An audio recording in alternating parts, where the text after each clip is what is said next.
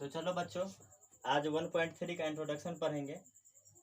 इसमें पढ़ना है कि वास्तविक संख्या और उनके दशमलव प्रसार। अब इसमें दो केस होगा, बारी बारी से हम लोग पढ़ेंगे।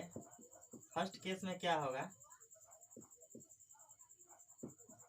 जब ऊपर से लिखते हैं, जब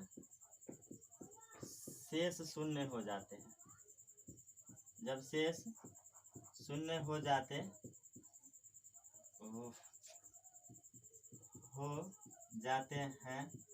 तो इस स्थिति में क्या करते हैं। तो इस स्थिति में ऐसी संख्याओं का दशमलव निरूपण, तो इस स्थिति में ऐसी संख्याओं का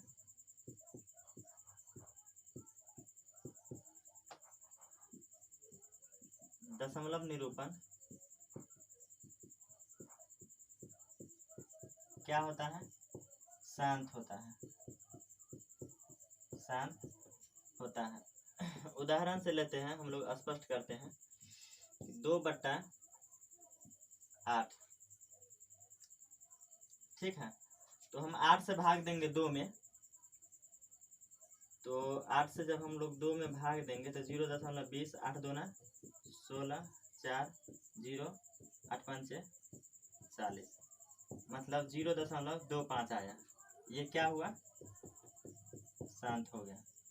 क्या हुआ, शांत हो गया। शांत क्यों हुआ, क्योंकि शेष फल जो है शून्य हो गया, ठीक है।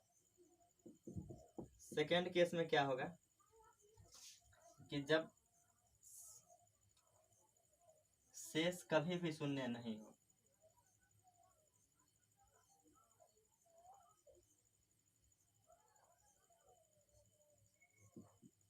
जब शेष कभी भी शून्य नहीं होते हैं, तो इस स्थिति में, तो इस स्थिति में ऐसी संख्याओं का दशमलव निरूपण अशांत होता है। ऐसी संख्याओं का दशमलव निरूपण क्या होगा, निरूपण अशांत होगा, अशांत होते हैं। अब देखिए, जैसे हम 2/5 लेते हैं, इसको भाग देंगे। जब 2/5 को हम भाग देंगे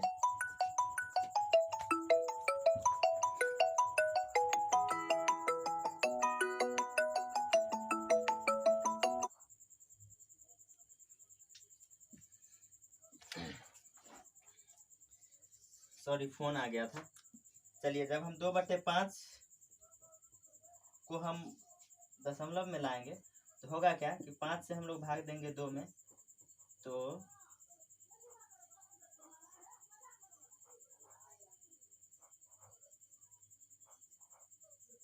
सॉरी 2/5 नहीं,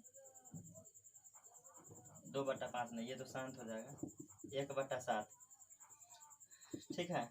1/7 लिए तो 7 से हम लोग 1 में भाग दिए, 0.07 एकम 7, 3 30 हो गया, फिर 7 चौक 28। चलिए, नीचे नहीं दिख रहा है, थोड़ा सा डिस्टर्ब हो गया, फोन आ गया था, तो हम लोग ऊपर में इसको हम भाग देते हैं, ठीक है। देखिए, ऊपर में जब हम भाग देंगे, इधर भाग कर लेते हैं,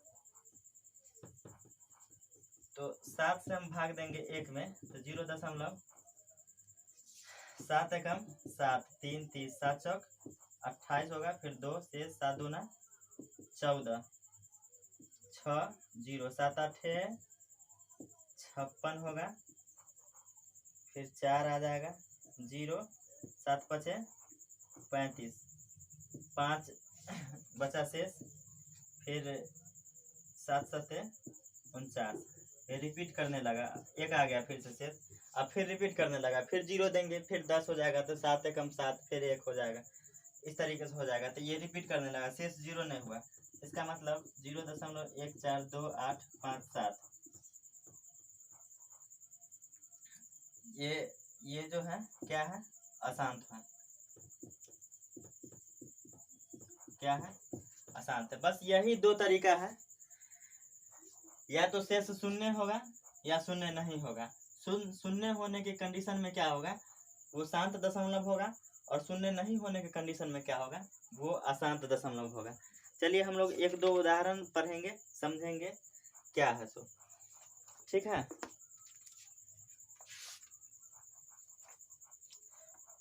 उदाहरण नंबर 6 पढ़ेंगे।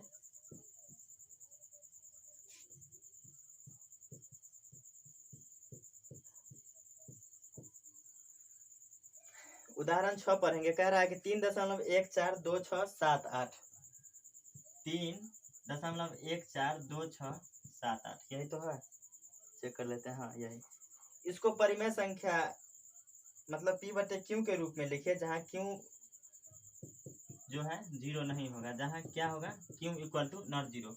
उसको लिखने के लिए करना क्या पड़ेगा, ज़्यादा कुछ नहीं करना है, जितना भी नंबर है सबको लिख देंगे। 3 1 4 2 6 7 8 बट्टा में दशमलव के बदले 1, दशमलव के बदले क्या लिखे, 1, और दशमलव के बाद जितना नंबर है उतना 0। 6 नंबर है तो 1 2 3 6 सॉरी 1 2 3 4 5 6 3 2 5 हुआ, फिर 6। ठीक है, इसको हम लोग p/q के रूप में लिख दिए, और q का मान क्या हुआ, 0 नहीं हुआ। बस इतना ही आसान था, ठीक है ना। अब उदाहरण 7 पढ़ेंगे। उदाहरण 7 कह रहा है क्या कि 0.3 बार को p/q के रूप में व्यक्त करिए। मतलब 0.3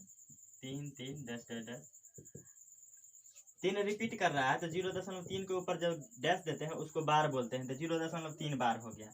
इसको हम लोग p/q के रूप में व्यक्त करेंगे, जहाँ q = नॉट 0 होना चाहिए, ठीक है। उसके लिए करना क्या पड़ेगा, मानना पड़ेगा। तो लिख लेते हैं, माना कि x = 0.3 बार। इसको मान लिए। अब देखिए दोनों तरफ 10 से गुना करने पर, अब आप बोलिएगा कि 10 से ही क्यों गुना करें। देखिए दशमलव के बदला में 1, और कितना अंक रिपीट कर रहा है, 1 अंक रिपीट कर रहा है, तो 1 0 दे दिए। मतलब 10 से गुना करने पर दोनों तरफ गुना करना है, तो 10 को x से गुना करेंगे तो 10x बराबर, इसको 10 से गुना करेंगे तो 3.3 बार हो जाएगा, ठीक है। ये 10x = 3 + 0.3 बार हो जाएगा। अलग अलग करके लिख दिए, ठीक है ना। फिर इस दोनों को जोड़िएगा तो ये इतना ही हो जाएगा। तो 10x बराबर हो गया 3 + x। इस x को इधर लाइएगा तो 9x हो जाएगा, 3 हो जाएगा। x बराबर क्या हुआ, 3/9 मतलब 1/3। अब देखिए 0.3 बार को हम लोग 1/3 मतलब p/q फॉर्म में हम लोग लिख दिए, जहाँ q = नॉट 0 है। समझ में आई बात। अब क्वेश्चन नंबर हम लोग 7 पढ़ते हैं। उदाहरण कितना, 7। उदाहरण 7 में क्या है कि सॉरी उदाहरण 7 तो पढ़ लिए है ना। 8 पढ़ेंगे अब। उदाहरण 8 में है कि 1.27 यानी कि 1.27 बार को कहाँ लिखना है, p/q के रूप में लिखना है, जहाँ q = नॉट 0 होगा, ठीक है। तो इसको लिखने के लिए सबसे पहले मान लेते हैं, माना कि 1.27 बार बराबर x। क्या मान लिए, x मान लिए। अब देखिए दोनों तरफ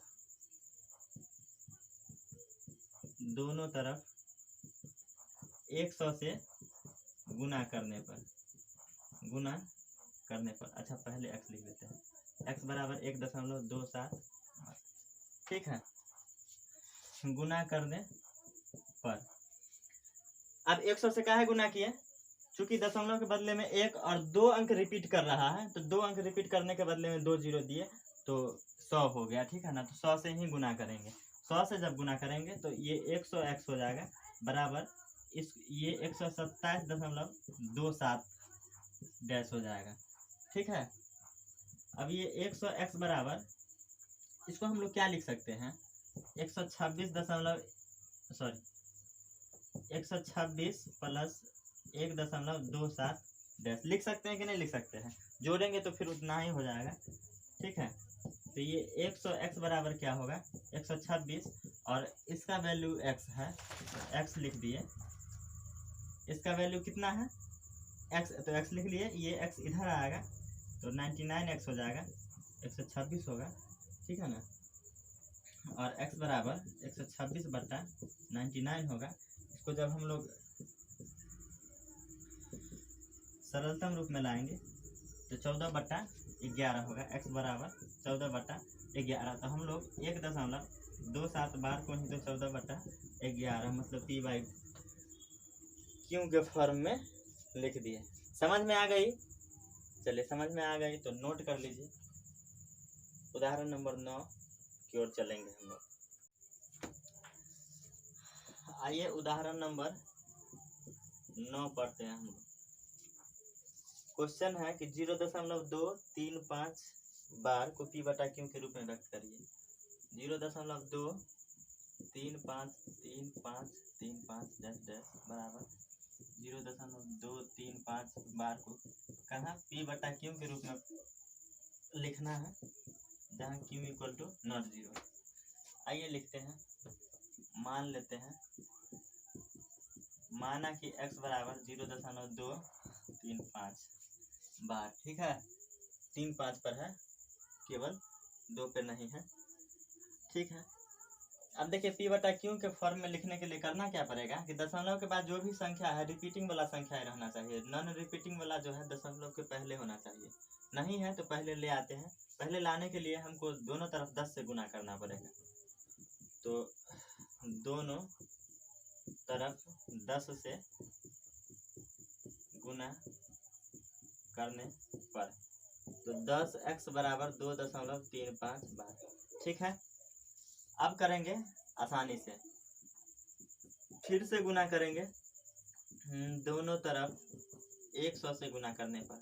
समझाना पड़ेगा 100 से क्यों गुना किए हैं, क्योंकि पॉइंट के बाद डबल अंक रिपीट कर रहा है 3-5, इसलिए।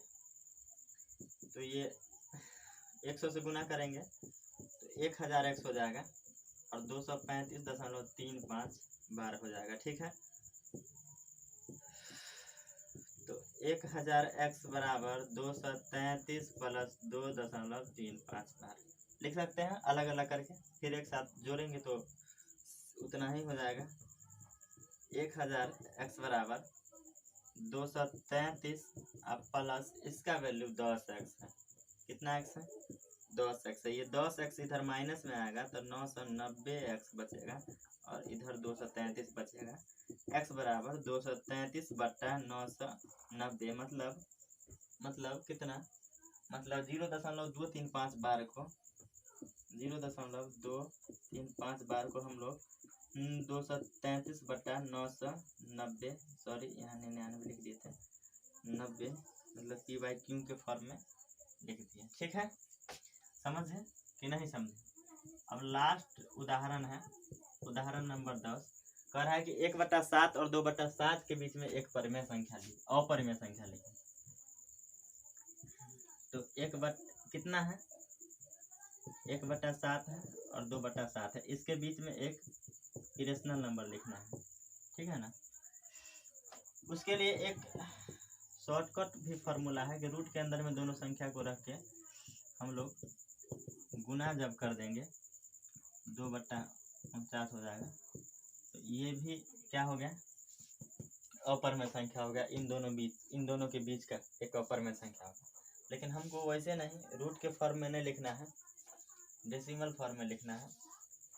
तो वैसा करने के लिए 1/7 और 2/7 दोनों का वैल्यू हम लोग लिख लेंगे। तो 0. कितना होगा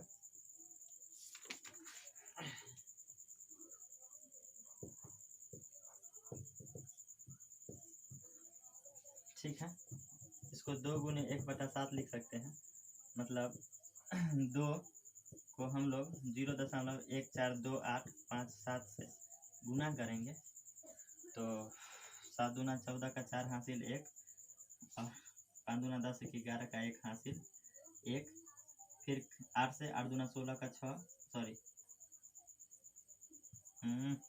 7 दूना 14 का 4 हासिल 1, 5 दूना 10 1 11 हासिल 1, 8 दूना 16 1 17 का 7 हासिल 1, 2 दूना 4 1 5, फिर 4 दूना 8 और 2 1 4 दूना 8 और 2 1 2, ये होगा 0 इतना होगा। ठीक है, अब इन दोनों के बीच का जो कोई एक लिख लेंगे तो 1/7 और 2/7 के बीच एक अपरिमेय संख्या, एक अपरिमेय संख्या जो होगा वो 0.1501500150000, यही एक अपरिमेय संख्या। ठीक है, लिख लिए। चलिए अब अगले क्लास में पढ़ेंगे 1.3 का सॉल्यूशन। आप लोग पहले बना करके लाइएगा, एक्सरसाइज 1.3 का सॉल्यूशन बना करके लाइएगा।